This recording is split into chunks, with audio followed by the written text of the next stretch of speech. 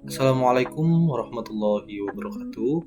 Perkenalkan, nama saya Abdul Halim Zani, NPM saya 25100100131. Kali ini saya akan menjelaskan motherboard dan beserta komponennya. Jadi ini adalah motherboard. Motherboard adalah papan sirkuit utama pada komputer yang berfungsi sebagai tempat menghubungkan dan mengatur kerja semua komponen hardware. Di motherboard ini terpasang atau terhubung komponen penting seperti prosesor, CPU, RAM, chipset, slot penyimpanan, dan lain-lainnya. Motherboard berperan sebagai jalur komunikasi antar komponen agar data dan listrik bisa mengalir dengan benar seperti itu ya, sehingga komputer dapat menyala dan bekerja secara stabil. Tanpa motherboard itu semua komponen tidak bisa saling terhubung dan sistem tidak akan berfungsi, teman-teman ya. Oke, selanjutnya ini adalah RAM. Random Access Memory ataupun RAM adalah komponen utama pada komputer yang berfungsi sebagai media penyimpanan data sementara saat sistem sedang berjalan seperti itu ya. RAM menyimpan data dan instruksi dari sistem operasi serta aplikasi yang sedang digunakan oleh prosesor. Semakin besar kapasitas RAM, semakin banyak juga program yang dapat dijalankan. Namun, RAM bersifat volatil, artinya itu adalah seluruh data yang tersimpan akan hilang ketika komputer dimatikan. Oleh karena itu, RAM berperan penting untuk meningkatkan kecepatan, responsivitas, atau efisiensi kerja sistem komputer ya. Cara pemasangannya juga lumayan mudah. Jadi cara pemasangan RAM itu adalah RAM dilakukan dengan memastikan komputer dalam keadaan mati dan kabel daya telah dilepas seperti itu ya. Kemudian membuka casing untuk membuka slot RAM pada motherboard.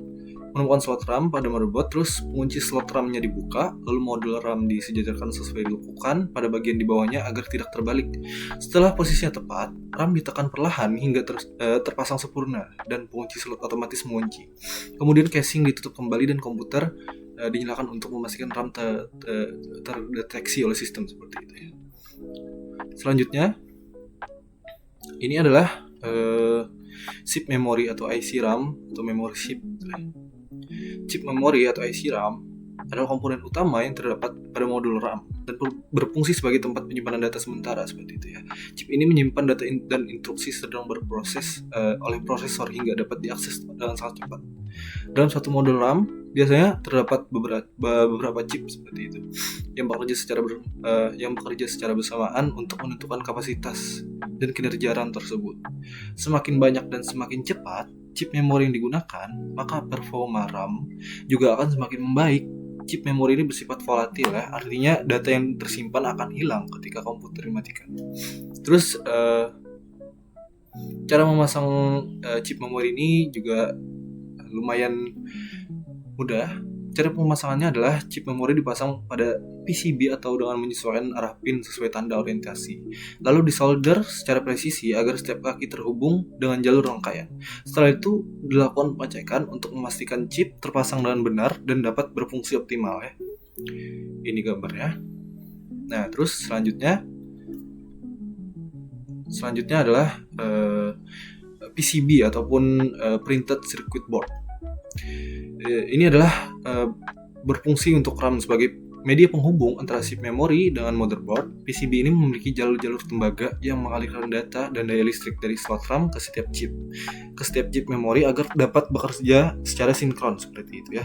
Selain sebagai penghubung listrik, PCB ini berperan juga menjaga posisi dan kestabilan komponen RAM sehingga dapat bekerja dengan aman dan efisien. Tanpa PCB, chip memori tidak dapat terhubung dan berfungsi dengan baik di dalam sistem komputer.